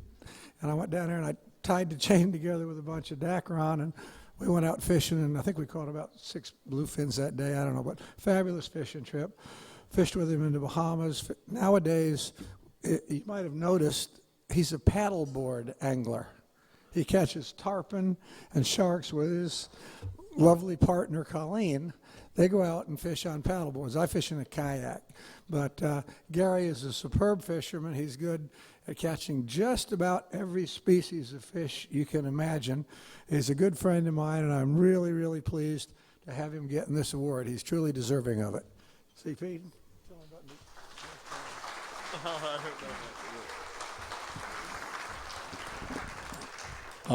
Obviously, these two guys are much better speakers than I am. I'm not too good at it, but I don't think anybody's probably known Gary much longer than I have. I first remember Gary when I was in Oregon Inlet, as I grew up in the Outer Banks, and Gary came there as a newcomer as far as we knew, and I was a teenager. I was just fishing there, and Gary was the new man arriving, and I believe it was Jerry Black. Is that right, Gary? He was working on the deck for Jerry Black, and I kind of thought we were pretty good fishermen there. I mean, we were going out and catching a marlin or two between the fleet and a few white marlin, and Gary and Jerry Black came there and put us to shame. And of course, I was a mate, and Gary was mating on that boat. He became my idol. I was young, and I was impressionable, and he very much impressed me. I'm old, and he still impresses me today. He has impressed me all my life. He's not just a good fisherman, and he is that, but Gary is an extreme, accomplished boatman. I made a trip to, for one example, I made a trip to St. Thomas from Florida with him, and we left Seminar, and back in those days it was the thing to go at night. Supposedly crossing the Mona Passage was best at night. It's all fictitious. It's just that you don't see the waves, that's all. So we started late in the evening, and we're going across the passage, and everything's fine. We're taking our watches. And just about the time that we can see the lights of Puerto Rico, they're starting to come in sight.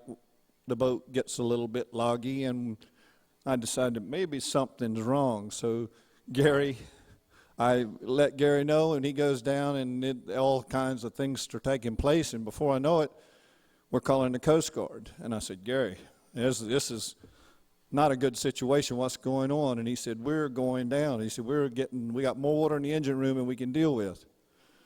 I said, this is not good, Gary. So we go down, I go down below, and Gary figures out where the problem has to be.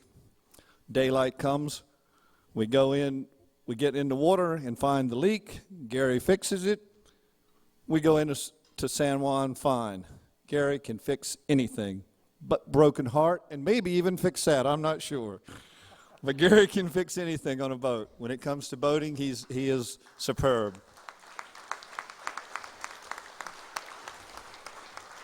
I have one more short story. I was fishing in Nantucket with him one time, and we were fishing the Tag a Giant program. And the bluefins were out there. We were going to look for them, and we went down to the boat early one morning, and it was solid fog. And I don't like fog. I'm not used to it. I don't like it. Gary says, oh, no, we can make it. He had the fine Merritt boat that he's operating now, and we got on the boat. When we left the dock, the last thing we saw was a jetty. As we went out, that was the last thing we saw. We fished all day long. We smelled the whales. We heard the whales. We felt the wake of them. We never saw the whales. We never saw another boat. We came back. The next thing we saw was a jetty. Absolutely incredible, in my opinion. And Gary Stuve was conscious all the whole time about what was going on. He felt comfortable. I felt comfortable with him. He's that kind of captain.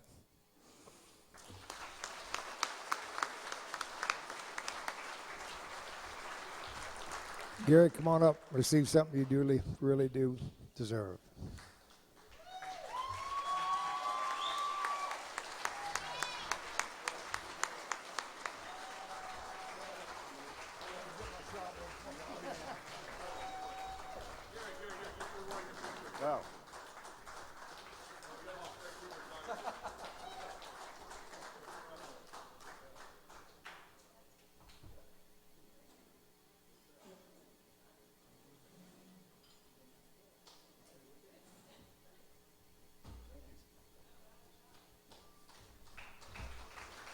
Wow. Wow. First of all, I want to thank everybody for being here tonight, and everybody on the committee, and my peers. Right away, well, it doesn't slip my mind, the one thing that I got the biggest kick out of when I was laughing about Barkey Reway and that fish was he climbed up the ladder to look at the scale in person. And he went up that ladder like a chimpanzee or something. Charles left out the fact when we were sinking that he was the guy that jumped overboard and said, I need 2 dowels about this big around, about that long, and we cut a mop handle in half, and he was the guy that got in the water. So, thanks, Charles. Thank you. I'd like to begin by thanking my parents, my mom and dad. My dad was stationed in Cape Lookout during World War II, and I was born in Morehead City. And he was a fisherman, and when he found out that he had a son that weighed 9 pounds, 8 ounces and was 20-some inches or whatever, he said, that's a pretty nice bluefish. So when I was 5 years old, my dad was out of the service by now, we went from Staten Island, New York, to West Palm Beach on a 45-foot charter boat with my dad, my mother, the mate, and me. It took us 19 days to get to Revere Beach, and we wound up, we got there just before Christmas. We hiked across the Singer Island Bridge, which was a wooden bridge, and cut a pine tree and drug it back for a Christmas tree. Anyway, they kicked us out because we didn't have reservations there. We wound up at the Dixie Dock down in downtown West Palm Beach. And I don't know how my dad sold this to my mother, but the 4 of us, it was like 2.5, it was 2.5 men. She was living with 2.5 men. It was on a 45-foot charter boat that left the dock, and I was supposed to go to school in kindergarten, but when we got to Florida, we found out that there wasn't no such thing as kindergarten, and you had to be 6 years old to go into first grade. So I got to go fishing every day or go to the library with my mother because she didn't go out on the boat. So she would leave the boat when he took a charter out and spend all day at the library or downtown West Palm Beach, get groceries, meet the boat when it came in, clean it up, cook dinner, and do the same thing the next day. So he was, my sister said she was in love, and I can't imagine myself trying to sell that nowadays to somebody. Anyway, while we were fishing, most of the time we were drift fishing, and I was always kind of getting in the way and watching people, and a lot of people were using hand lines, and I would see the nice clean water over there, and I'd always heard them talking about trolling in the Gulf Stream, and my dad would be drifting on a range and over a reef, and he knew where he was, and I would holler up, "Hey, Dad, why aren't we over there, fishing in that blue water?" And he'd be like, "Shut up." First of all, will you keep your mouth shut? Or if I wasn't doing things like that, I would take the cork out of the old life jackets that had rotted out, and I'd carve little boats and put a nail in it and a string out, and every time he moved, I'd tow him out behind the boat and see how they worked. And one time the nail pulled out, and I started screaming and pitching a fit. Go back and get and he's like, "We're going fishing." And I was raising such a ruckus that the charter said, "Go back and get his boat." Anyway, he took me to Montauk the next summer, and the first thing he taught me to do was to tie up the stern when he backed in. And they didn't have cleats, they just had a post that stuck up, and no bar through it or anything. And he showed me this knot where you'd wrap it around and loop it under and put it over and do that. And I learned how to do that. It was the first thing he ever taught me how to do. And he'd be backing into the slip, and people would be wondering what he caught, and he'd be going, "Look at that kid. Watch that kid tie up that boat. Watch that kid tie up that boat." Anyway, I became a dock rat. I was the kid that you always see hanging around the dock with a fishing rod, catching catfish or catching something, and fishing with my little buddies. And as I got older, he would he'd teach me how to tie knots and rig baits. And along about the time, I was probably thinking about making money doing this, and I was probably 10 or 12 years old, and he would always tell me stories about he'd come back from the Bahamas, and they were over there tuna fishing or marlin fishing, and the ones that got away, and he was always I used to see him catch tuna up off the Jersey coast, and it was a total different fishery. And he'd come back and he'd talk about the Merritts and the Vosses and Carpenter, and these guys win all the tournaments, and they're real good.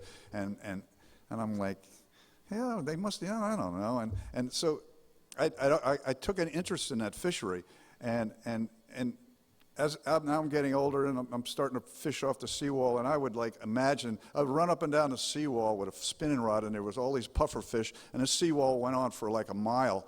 And me and my little dock rat buddies, we would have tournaments making believe they were bluefin tuna, and we were leapfrogging with our rods, running in front of the other one and catch one, and I got one, and we had make-believe bluefin tuna tournaments. As I got older, I became a washdown boy, and I would go down there on weekends hoping that a mate was hungover and didn't make it, and maybe somebody would call my name. And finally, I was there one weekend, and my dad got a chance to run a buddy's charter boat that couldn't take it out, and I went out, and right away we caught a sailfish. It wasn't a very big one, but the people wanted to keep it, and I'd never actually rigged a bait that caught a sailfish before, and here we have one on, and now we're going to want to put it in the boat, and everything went off okay, and I threw it in the boat, and I said, "What?" And the people were all happy about it, and I said, "Yeah, that's the first one I've ever caught." And my dad was like, "Don't tell them that." So gradually he started, when he'd take the boat, he had a job where the boat always spent the summers in New Jersey and the winters in Florida, so when I get out of school, if the boat hadn't gone north yet, I would ride with him, and he would teach me how to steer a course and watch the compass and keep it straight. There was no such thing as automatic pilots. And then when we got in the intercoastal, it was like red on this side, they're even, and black on that side, they're odd and they're square, and that makes sense. So he'd let me drive in the intercoastal, but he was always there. And one time we got up around somewhere in North Carolina around the Alligator Pungo Canal. He says, I'm going to go down to take a nap. He said, no, and the first good piece of advice he ever gave me is, if you're not sure where you are, pull them back. You know, till you figure out where you are, don't keep going ahead. And I don't know whether when he went down below, he was like by the steering wheel down below and looking out the window, or he really took a nap. I don't know to this day. All I know is I'm up there for about an hour. There's land on each side, but I'm still driving this boat, and I was always, we were going to go up to Chesapeake Bay, and I said, and my mother had always, when I had to go north and south in the car, I'd always be the navigator. I'd read the map, you know, so I'm looking at the chart, and I said, well, you know, isn't it a lot shorter if you go out in the ocean and run up that way? And I'd heard stories about catching marlin at Ocean City and stuff like that, and I knew we weren't going to stop there and fish. I just wanted to see the place. And sure enough, I talked him into taking a right when we got up to Norfolk, and we went out in the ocean. And that's, you know, I became, you know, learning a little bit more every day, and being a washdown boy, and getting familiar with all the people on the dock. And the next person I want to mention is Captain Jerry Black. Now, if anybody that doesn't know who Jerry Black is, he's the guy that went with Johnny Harms down to St. Thomas back in the early 60s. He was the other captain. Actually, Johnny bought a boat that Jerry had built and was running, and I became his washdown boy, his weekend mate, holiday mate, playing hooky mate. He's the first guy that ever take me to the Bahamas. My dad was away on a trip, and I convinced my mother I was only going to be gone for a couple of days, and we went to West End, the Walkers, the Green Turtle, caught my first blue marlin, and Captain Bill Lance was the mate, and I watched him rig Spanish mackerel, and he was showing me how to rig Spanish mackerel and different baits, and all of a sudden we get over to Hopetown, and we get a call on the Marine radio from my dad, and he just got back, and he figured out, he says, he chewed me out for about a minute, and he goes, how's the fishing? And first time I ever got to ride in an airplane, they sent a doggone seaplane over there for pick me up and landed in West Palm Beach. And Jerry went to work for a fellow from North Carolina called Mr. Wood, and he was running a boat called the Olive for Mr. Wood, and Jerry said, let's go to Oregon Inlet. We're going to go fish up there in the summer. And I was about 16, 17 years old, and we were catching white marlin, and he says, you know, let's start letting these things go. We're catching a lot of them, and we're letting them go, you know, just like we'd let a sailfish go. We'd pull them up close to the boat and cut the leader wire. And finally, Jerry says, the next one we get up here, pull them in the boat, take the hook out, and throw them back overboard. And I'm going, what's with that? And he said, there's some chatter on the radio about maybe we're not really catching them, and I want them to see you. So we did it. And then I could hear it from the cockpit guys. Oh, they're really doing it. They're putting white marlin in the boat and throwing them back overboard and letting them go. So I don't know whether we were the first ones to release white marlin up there, but we were one of the first. Anyway, my dad died when I was 17, and Jerry became a second father / big brother. And I had, you know, he taught me a lot. And the next person I'd like to mention is Captain Frank Ardeen, the first job I ever had when I got out of high school. Now, he was a legendary fisherman out of Singer Island in West Palm Beach. He was a crusty old Brooklyn Italian guy. He ran the first Rivage ever built. It was about 10 years old, or about 12 years old, 14 years old when I was working on it, and she was in pretty rough shape. But he used to catch the heck out of sailfish all the time, and I always said, I'd like to work for that guy. He really must have some secret what he does. Well, when I went to I didn't go in the military when I got out of high school. I worked for Frank Ardeen. I found out what the secret to his success was. He went earlier and came in later. He went farther, and most boats left the dock at 8 o'clock and would go out and catch live bait with the charter, not us. We left the dock at 6:30, went out and caught live bait, came back in, picked up the charter, and then ran to Fort Pierce with no eyes in glass, no windshield, and he'd stand up there and get soaking wet. And what I learned from that is the guys that catch the most fish are the guys that stay out there the longest and run the farthest where the fish are. And I mean, other charter boat captains hated him because he would run, he would run the Hobe Sound or halfway to Stewart in a half a day, but just to catch fish. And he didn't impress you. If you looked at him on the dock, you would figure that would be the last guy that was one of the best sail fishermen at the dock, but he did it with determination. And I always remembered that. And so I worked for a lot of different charter boats. I worked for Captain Al Nathan on the Wendy too. And Al, he was a guy that would let you put out anything you wanted to put out. He'd let you experiment and try different rigs.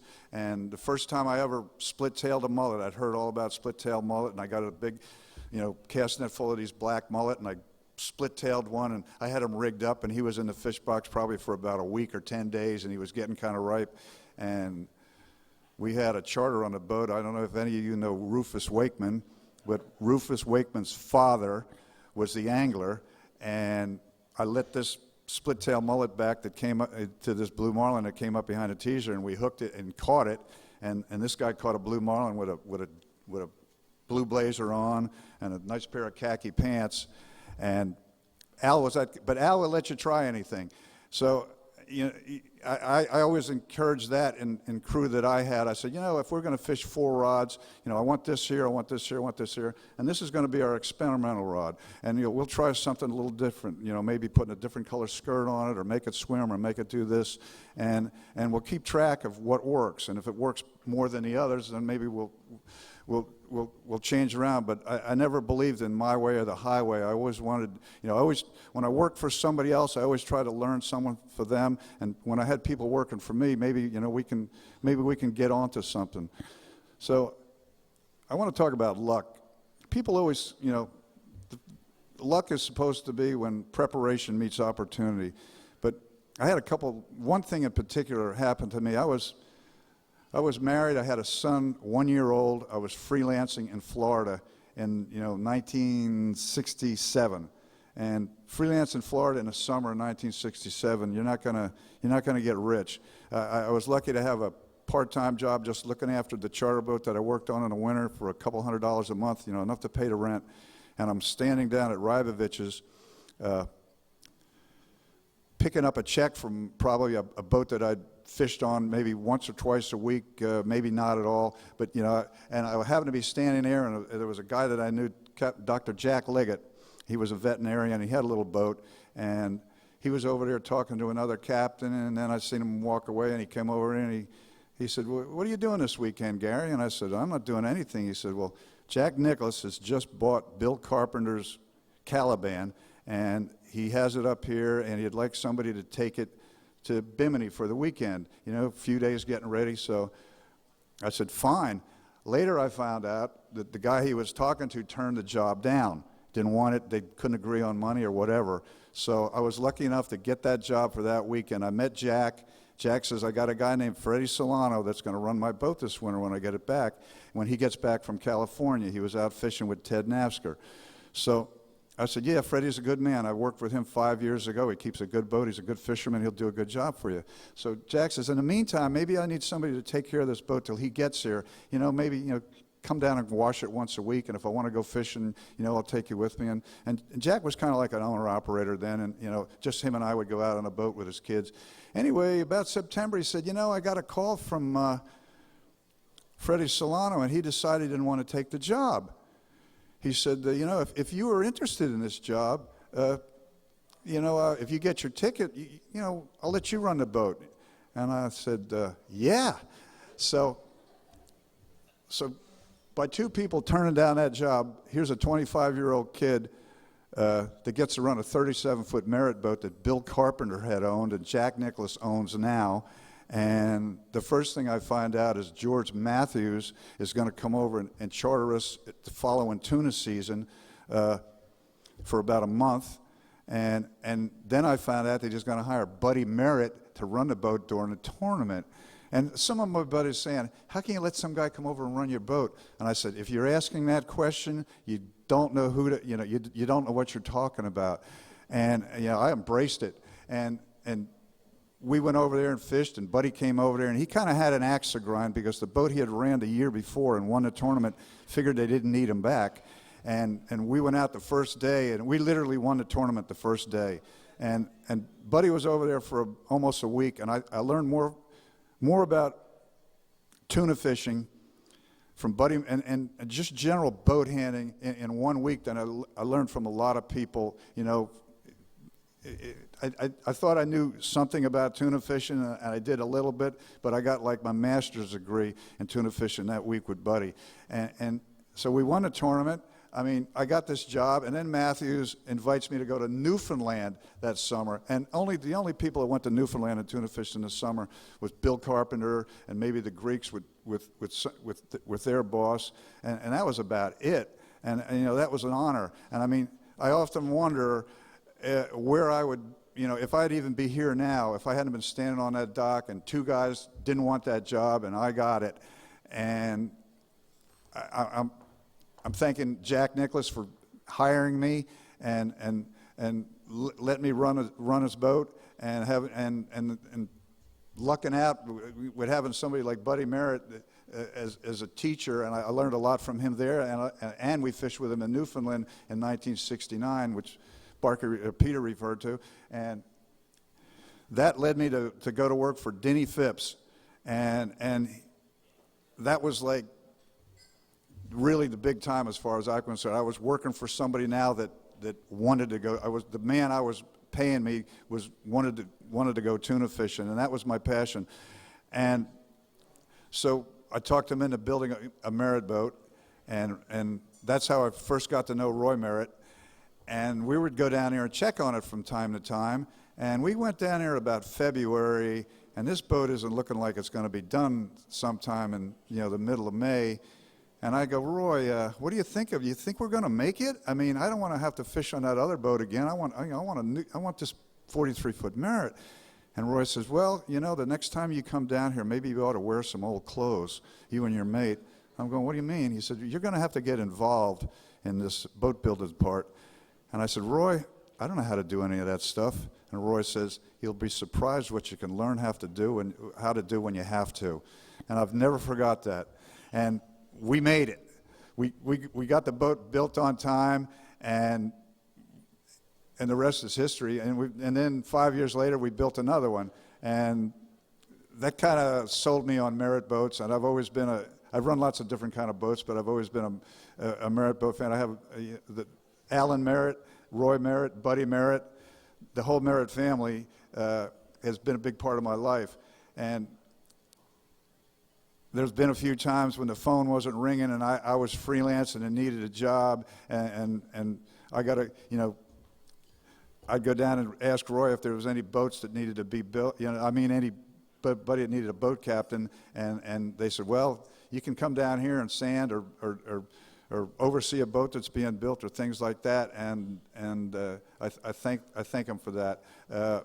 I want to keep going on by knowing Jack Nicklaus. He got me a job. Actually, he introduced me to Greg Norman. They were building a boat together, and I went to work for Greg for 7 years. In 7 years, he built 4 boats, or built or bought 4 different sport fishermen's and a couple of 30-foot triple engine outboards, and we did a bunch of fishing, did a lot of traveling. He took me, to Australia a bunch of times. We built a boat in Australia.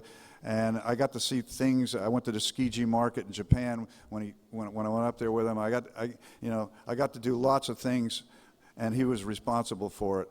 And along about the mid-'90s, Carl Anderson left a message on my phone about Peter Wright was tuna fishing on the Raptor off of Hatteras in March.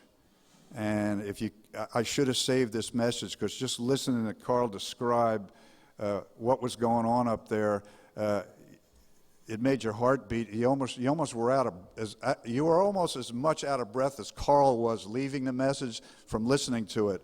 And me and Charlie Hayden jumped in our truck in the middle of the night and drove straight through up there. And we got there, and everybody was beat up. Charles had a sore shoulder. He got a hook stuck in his shoulder. Somebody else had gotten jerked out of the boat, and that began a run. Actually, I hadn't, tuna fishing had kind of died off in the Bahamas, and I hadn't really done any tuna fishing over there since the early 80s, and this was almost 15 years later. And all of a sudden, it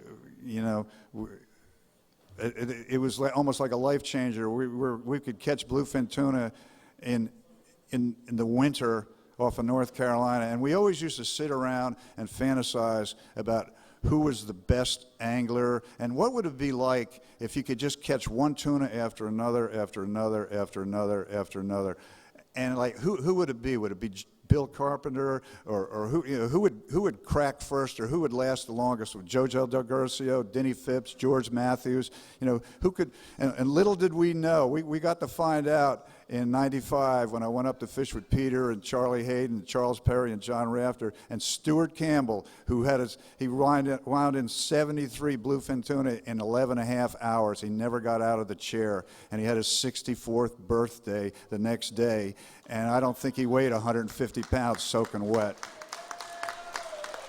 I mean, that was a fantasy come true. We never could imagine we had a fishery like that. And then Peter was gracious enough the next year to, or a couple years later, to share the Raptor with me, and people were saying, this is never going to work. You run the boat one day, Peter runs it the next day. This ain't going to work. And I don't think neither one of us had a harsh word or a problem, and we ran the boat the whole winter up there, and that enabled me to meet Barbara Block and get involved with tagging bluefins, where we put them in the boat, tag them, let them go, and find out where they went. And that led me back into Roy Merritt's office when I was working down there, and Roy says, that boat you're working on, the guy that just bought it doesn't realize it yet, but he's going to need a captain like you to run it. And he says he's going to come down here next weekend to look at it, and I'd like you to meet him. Now, I think Roy was trying to get rid of me because I'd been working down there for about 2 years, and he figured, I got to find this guy a job. Anyway, I got to meet Mr. Richard Worley. That was 14 years ago. I'm still working for him to this day, and I talked Richard into taking his brand new 58-foot Merritt boat to Hatteras, North Carolina in mid-January on basically a shakedown cruise. I said, it's only an hour flight from Philadelphia, Richard. You can fly right into within 5 minutes of the dock. And he sees, yeah, that makes sense.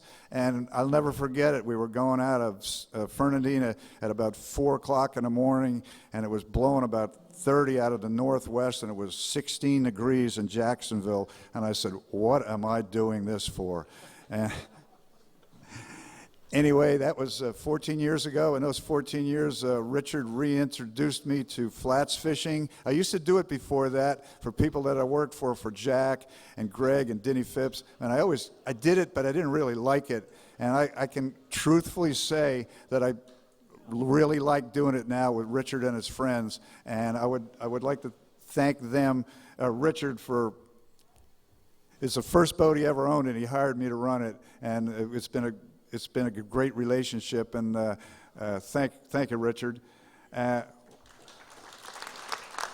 gonna follow in Chip Shaper's tradition, and I'd like to give a big thank you to all the guys that work in boatyards, mechanics, and all those guys that work around the clock sometimes. Sometimes we come in on one engine, and we got to have it yesterday, and they'll work all night and put us back together and get us running, and whatever, rebuilding a motor, and one more story I want to tell you. Back when I was running Nicholas's boat, I had a leaky gas tank, and the sail fishing was red hot, and there used to be a legendary carpenter that worked down at Rivevich called Jack Rhodes, and it was Jack Rhodes this and Jack Rhodes that, and I'm like, who's this Jack Rhodes guy? I was I was like a Merritt guy by then, but I'd grown up around Rivevich's too. And anyway, I went down there, and Jack Rhodes cut that deck out of that boat in a big chunk, and we pulled that tank out in the morning, and we didn't get it back until 4 o'clock in the afternoon. And I'm looking at it, and I go, oh man, there's no way in the world I'm going to go fishing tomorrow. And Jack's looking at it, and he says, if you'll stay here and help me, I'll get that thing back in your boat tonight. And we stayed there till about 10, 11 o'clock that night. We put the tank back in, filled it up with gas, checked it for leaks. Jack put the deck back down, screwed the planks back down, put the black rubber between the seams, and the next morning we went out and we were tracking. The rubber hadn't quite got hard enough, so there was topsider marks all over the deck, but we didn't care. We went fishing, and that was numbers-wise, that was the best day of sail fishing I ever had. And if it hadn't been for Jack Rhodes staying down on my boat half the night, that never would have happened. And there's many others besides him, people like Tommy Thompson and Jimmy Swartz and different mechanics, you know, that'll do that for you. And a lot of what we do would never happen if it wasn't for them. So they're the guys that we come in here with an idea that we've made something out of PVC and say this would be a lot better if it was made out of stainless steel or aluminum. They do it, and you know, we give them the idea. So I want to thank them also. And I don't know whether I thank all the Stoves that showed up tonight. But it's a rare occasion when you can get them all in the same building, at usually Christmas, Thanksgiving, if you're lucky, and tonight. So I want to thank everybody for being here. And I don't know what happened to Colleen, but she was the one behind it. And Richard for coming down from Pennsylvania to be here, and Jim the pilot, and Colleen's mom, and everybody else. And thank everybody else again for being here. Thank you.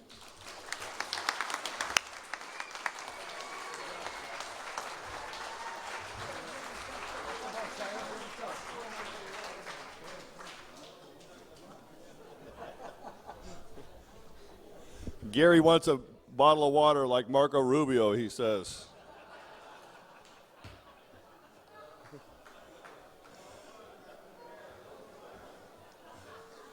Not only do we want to congratulate the 6 people that have received that special honor from their peers, to answer a couple questions I got tonight. Jimmy, you had one that Bouncer deserves this award, and there's quite a few other members, even on our committee, that deserve it. And just to give you guys our little rule that we have amongst ourselves, I'm not allowed, Mike, if I'm allowed to tell this, but only one of the committee is to be allowed to be receiving an award, to keep this award as unique as it is. So that's why you won't see all these great guys that are on the committee on. So, you know, we just got to take them one at a time. And to get that honor from your peers, these guys, these stories, incredible. So I thank all the committee for all your work, for putting up with all the emails and voting and phone calls. Last but not least, drive careful tonight, and please support the IGFA, whether you're a member or you can do it through any other means. Talk to the IGFA. We do need your support, and drive careful tonight. Good night. See you next year.